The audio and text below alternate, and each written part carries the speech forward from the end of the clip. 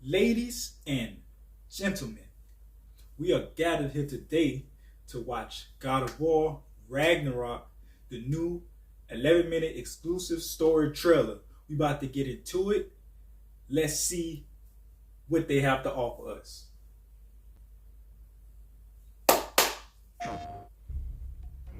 We're coming off of God of War 2018. How do you top that? How do you deliver something that players will love maybe just as much as God of War 2018? How y'all gonna do that? Pressure was tremendous.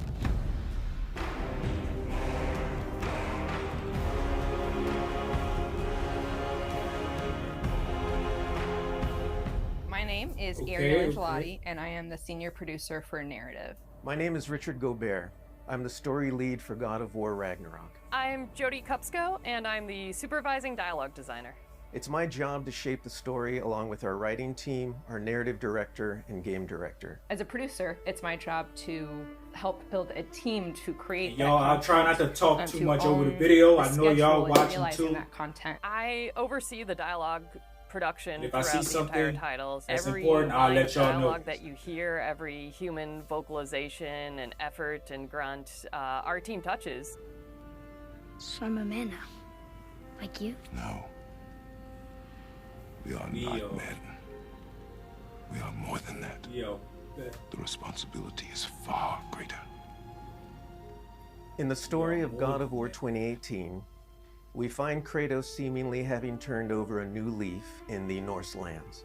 He lives a quiet life, hidden in the woods with his wife Faye and their son Atreus. And the story starts with them mourning her death. And we learn that she made a final request before she passed away. She wanted them to spread her ashes from the highest peak in all the 9 realms. He's scared of being a bad father, a bad influence, and as a result, it's made him an absent father. His greatest fear is that he's passed that evil that's inside of him onto his son. You are too quick to temper. You are rash, insubordinate, and out of control. This will not stand. You will honor your mother and abandon this path you have chosen. It is not too late. They befriend Freya, who is an exiled Vanir goddess who used to be married to Odin. They meet Mimir, the self-proclaimed smartest man alive, who serves as their guide and their confidant. And they meet the Holdra brothers, Brock and Sindri, who are world-class weaponsmiths who end up their main source of upgrades and equipment. Now, among the enemies they make are the Aesir gods, whose leader is none other than Odin, someone we never meet in God of War 2018, but who casts a very long and dark shadow over the 9 realms. There are consequences to killing a god! Why? How do you know? And we still don't know how this guy looks. After many adventures, Kratos and Atreus end up fulfilling Mom's wishes, and over the course of that journey, they find out more about each other and about themselves, and finally find a common ground between them. They become the close family unit that Faye hoped that they would become. In God of War Ragnarok, we fast forward a few years, and little Atreus is now a teen, and they're back to hiding out in their home in the woods in Midgard. During the course of the previous game's events, they were forced to kill Odin's grandchildren, Magni and Modi, the sons of Thor. Thor does a lot of the lion's share of Odin's dirty work, and as a consequence, he's a very violent, unstable personality. At the end of the last game, they were also forced to kill Balder, the son of Odin and Freya, and that has its own set of consequences. He was a very powerful chess piece for Odin, one that Odin is incredibly bitter about losing. Freya has vowed vengeance against them for the killing of her son.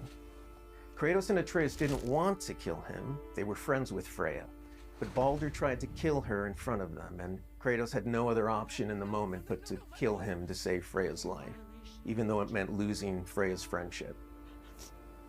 I will parade your cold body from every corner of every realm and feed your soul to the vilest filth in hell. That is my promise. He saved your life. He robbed me of everything.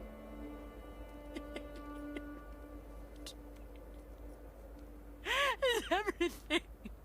His death is also foretold to bring about Fimbulwinter, which is a brutal 3-year And it winter still hit.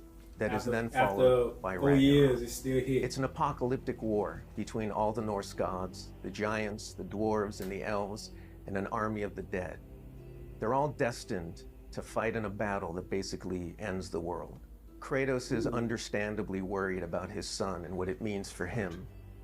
You get to go on this journey with how Atreus grows into a young adult and how Kratos grows into his next era in his life, and really see kind of the parent that he's striving to be, but the person he's striving to be. I find that tale so incredibly relatable. We had started shooting plenty of content before the pandemic hit. In fact, the week before we all went work from home, we were doing a shoot. I remember being on and off that set, running back to the office and having to talk to studio leadership about what was going down and how this was going to impact us. Is that the same moving forward. guy? He looks Those all were trying grown up. times. For Yeah, the us, it boy. was a very unique That's the challenge same because mocap, we had to I bring think. in actors and we had to record them. And so we had to look at different ways of adapting our typical motion capture process and dialogue must be the recording girl that process so we everybody can continue was- production and continue at the quality Everybody that was we having a fuss wanted about. for our players and our fans. We had some actors stand in for other characters, actors who were already, who were like core to one of the scenes, might just be able to play a background character in another scene to be able to avoid a situation where too many people were on set on any given day.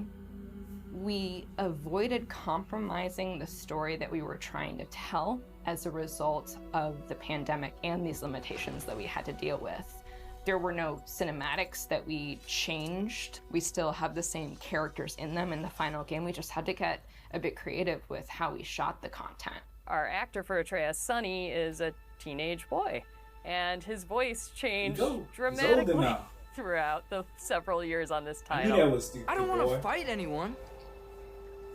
I just want answers. We had to go in and even out that performance so it sounds like it took place over a short period of time. That was a unique challenge on this one. The prophecies say Fimbulwinter leads to Ragnarok. War is coming.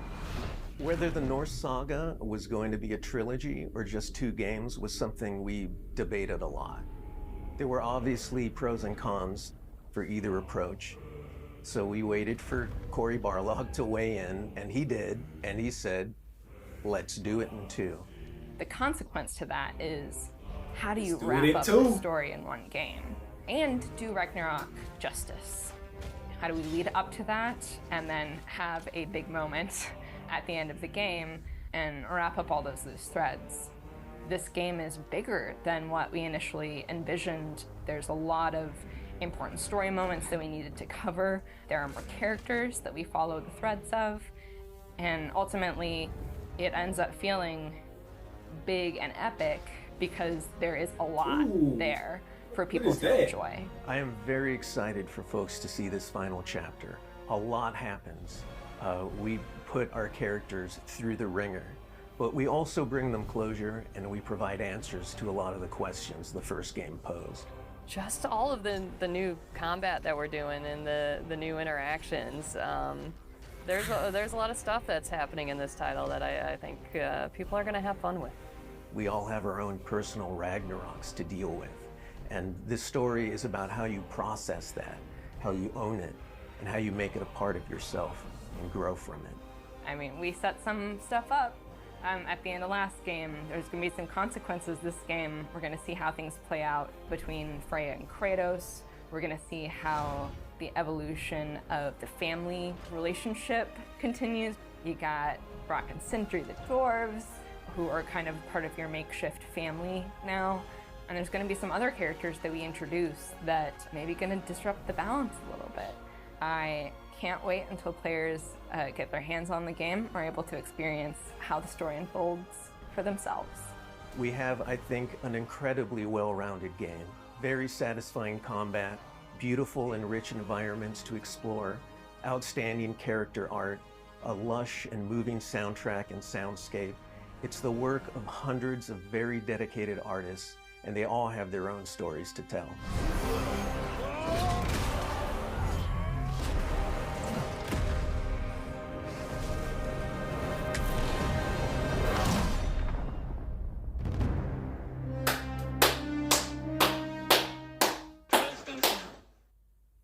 Man, y'all, this game is game of the year. I'm gonna tell y'all straight, this game is game of the year. Elden Ring, you tried, but this right here is game of the year. Maybe if you Elden Ring, you came out last year, you might have been game of the year. What came out last year that was big? But like right now, this gonna take the cake right here, especially if it plays like the first God of War. The story is just as good. It looks like it's gonna be better. I see new enemy types, which is good. I got tired of fighting the same dumb trolls over and over again. Y'all know what I'm saying? When y'all fight them same trolls, and then y'all start to figure out how they move and the mechanics of how they fight and stuff. It's so stupid, but thankfully we have a good variety of enemies now. It looks like Valkyries are returning, which is a good thing. Freya herself, who is the queen of the Valkyries. I can't wait to see how she's going to be when she get her wings. I can't wait to see how Odin looks finally. We just keep seeing the bald head guy with the darkness around him. I want to see how he looks. I want to see Thor in action. I want to see how he's portrayed in the story. This is going to be a good game. I feel it, y'all. I feel it. And this is going to be a day one buy. I plan on streaming it if y'all would like to watch me stream it. I plan on streaming it. But these are one of those games where you just gotta play by yourself. Ain't no streaming. That's the only way you're gonna enjoy it, is you just play this game by yourself. But if the traction is good, if y'all would like for me to stream it, I'll stream it. But that should be all. I hope I'm not forgetting anything. But yes, I'm getting it for the PlayStation 5.